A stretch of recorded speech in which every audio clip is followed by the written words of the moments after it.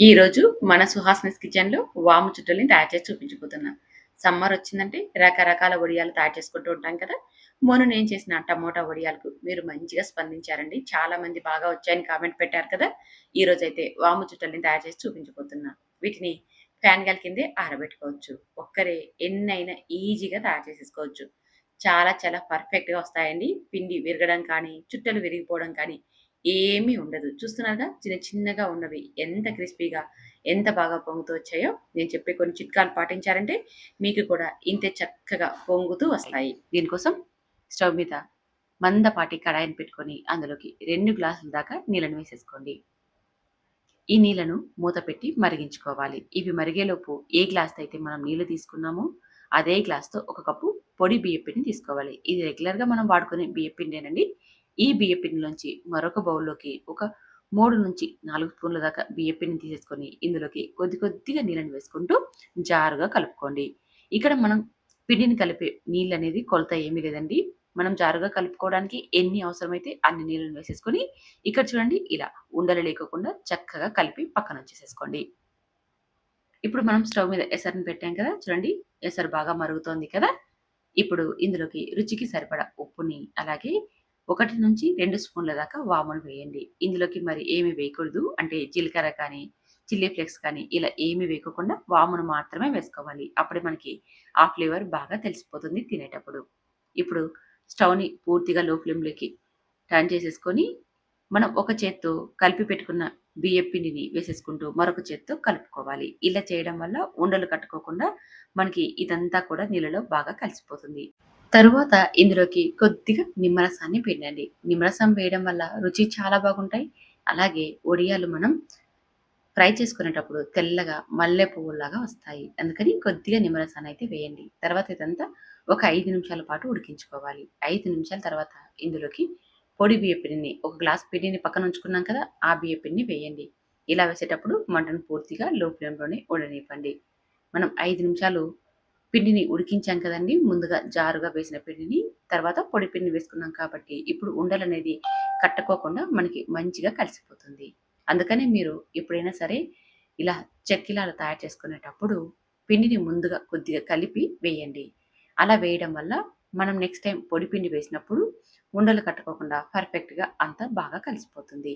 ఈ విధంగా మంటనంతా లో ఫ్లేమ్‌లో పెట్టి బాగా కలిసేలాగా కలపండి. ఈ చిట్కా అయితే మీకు బాగా యూజ్ అవుతుందండి. నెక్స్ట్ టైమ్ మీరు ఎప్పుడైనా సరే చుట్టలు తయారు చేసుకునేటప్పుడు ముందుగా కొద్దిగా పిండినైతే కలిపి పోయండి. తర్వాత పొడి బియ్యపు పిండిని వేసేయండి. తర్వాత చూడండి ఎంత చక్కగా కలిసిపోతుందో, చాలా బాగా కలిసిపోతుంది. ఎక్కడే గాని చిన్న ఉండ లేకోకుండా. ఇదంతా బాగా కలిపాక ఇప్పుడు మూత పెట్టి మంటను పూర్తిగా లో ఫ్లేమ్‌లోనే ఉంచి 15 నిమిషాలు ఉడికించండి. మూత టైట్‌గా ఉన్నది పెట్టండి. అప్పుడు ఆవిరనేది బయటికి వెళ్ళకోకుండా పిండి అనేది లోపల చక్కగా ఉడుకుతుంది. ఆవిరి వెళ్ళిపోయిందనుకోండి అడుగంటేస్తుంది. అందుకని మీరు మూత టైట్‌గా ఉన్నది పెట్టండి. అప్పుడు పిండి లోపల చక్కగా ఉడుకుతుంది. 15 నిమిషాల తర్వాత మొత్తం అంతా ఒకసారి బాగా కలిసేలాగా అడుగు చివరి దాకా కలపండి. ఇలా కలిపేసేసి మరొకసారి మూత పెట్టి మరొక 5 నిమిషాలు ఉడికించండి. మొత్తంగా ఇదైతే 20 నిమిషాలు ఉడికించుకోవాలి. 5 నిమిషాల తర్వాత స్టవ్ మీద నుంచి దించేసేసుకోవాలి. ఇలా దించేటప్పుడు మూత తీయకండి. మూత తీసామంటే ఆవిరి మొత్తం వెళ్ళిపోతుంది. మనం మూత అలాగే ఉంచి స్టవ్ మీద నుంచి దించేసామంటే ఆ వేడికి పిండి మరింత లోపల చక్కగా ఉడుకుతుంది. అలాగే పిండి అనేది జిగట వస్తుంది. ఇలా చేసుకున్నాక ఇదంతా చల్లబడ్డాక మనం ఈ చుట్టల్ని ఒత్తేసేసుకోవచ్చు. మనం మార్నింగ్ లేస్తూనే ఈ పిండిని తయారు చేసి పెట్టేసేసి బ్రేక్‌ఫాస్ట్ అంతా అయిపోయాక అంటే ఇంట్లో పనంతా అయిపోయాక మధ్యాహ్నం టైంలో మనం ఈ చుట్టల్ని ఒత్తుకోవచ్చు. ఆలోపు పిండి కూడా చల్లబడిపోయి ఉంటుంది. ఇలా చల్లబడ్డ పిండిని చేత్తో మెత్తగా చేసేసుకోవాలి. చపాతీ పిండిని ఎలా అయితే మనం చేత్తో సాఫ్ట్‌గా చేసుకుంటామో ఆ విధంగా. ఇలా 5-10 నిమిషాలు చేత్తో సాఫ్ట్‌గా చేసుకున్నామంటే పిండి అనేది జిగట వస్తుంది. చుట్టలు ఒత్తేటప్పుడు విరిగిపోకుండా మనకి పర్ఫెక్ట్‌గా వస్తాయి. అందుకని మీరు చేత్తో 10 నిమిషాల పాటు పిండినంతా సాఫ్ట్‌గా చేయండి. తర్వాత చేతిని శుభ్రం చేసేసుకొని, కొద్ది కొద్దిగా పిండిని తీసుకుంటూ సిలిండర్ షేప్‌లో చేసేసుకొని మురుకుల గొట్టంలోకి పెట్టేయాలి. మురుకుల గొట్టానికి తడి చేశామంటే పిండి అతుక్కోకుండా ఉంటుంది. చూడండి ఇలా. చుట్టలనైతే ఒత్తేసుకోవడం ఇక చాలా ఈజీ అండి. ఏదైనా శుభ్రమైన కాటన్ క్లాత్‌ని నీళ్ళలో అద్ది తడి లేకోకుండా పిండి దానిపైన మనం ఈ చుట్టల్ని ఒత్తుకోవాలి. చాలామంది కవర్ పైన పెడుతూ ఉంటారు. పాలిథీన్ కవర్ పైన. అది ఆరోగ్యానికి అస్సలు మంచిది కాదు. ఇలా శుభ్రమైన కాటన్ క్లాత్ పైన పెట్టడమే మన ఆరోగ్యానికి చాలా మంచిది. ఇవైతే నేను ఫ్యాన్ గాలి కిందే పెట్టేస్తున్నానండి.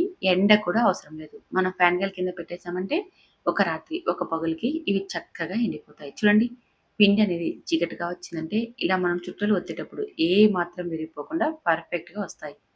ఫస్ట్ టైమ్ చేస్తున్న వాళ్ళైనా సరే కళ్ళు మూసుకొని వీటిని తయారు చేసేసుకోవచ్చు. అది కూడా ఇంట్లో ఒక్కరే ఎన్నైనా తయారు చేసేసుకోవచ్చండి. కేజీ పిండి అయినా సరే గంటలో మనం ఈ వడియాల్ని పెట్టేయొచ్చు. అంత ఈజీగా వస్తాయి. నేను చెప్పిన చిట్కాలనైతే ఖచ్చితంగా ఫాలో అవ్వండి. అప్పుడు మీకు కూడా ఇంతే పర్ఫెక్ట్‌గా వస్తాయి.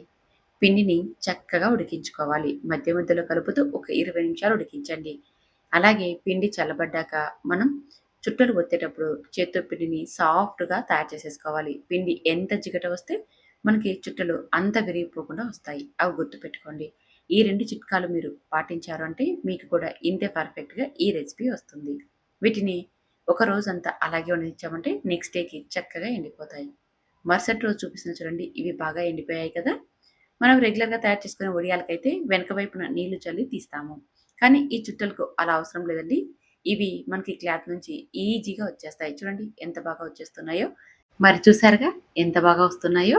మీరు కూడా ఖచ్చితంగా ట్రై చేయండి. అలాగే మన ఛానల్‌లో టమోటా వడియాలు, రవ్వ వడియాలు, బియ్యపు పిండి వడియాలు అన్నీ కూడా అప్‌లోడ్ చేశాను. ఒక్కసారి చూడండి. నచ్చితే మీ ఫ్రెండ్స్, ఫ్యామిలీ మెంబర్‌కి కూడా షేర్ చేయండి. ఇలాంటి ట్రెడిషనల్ వంటకాల కోసం సుహాస్‌నిస్ కిచెన్‌ని సబ్స్క్రైబ్ చేసుకోండి. Thank you for watching.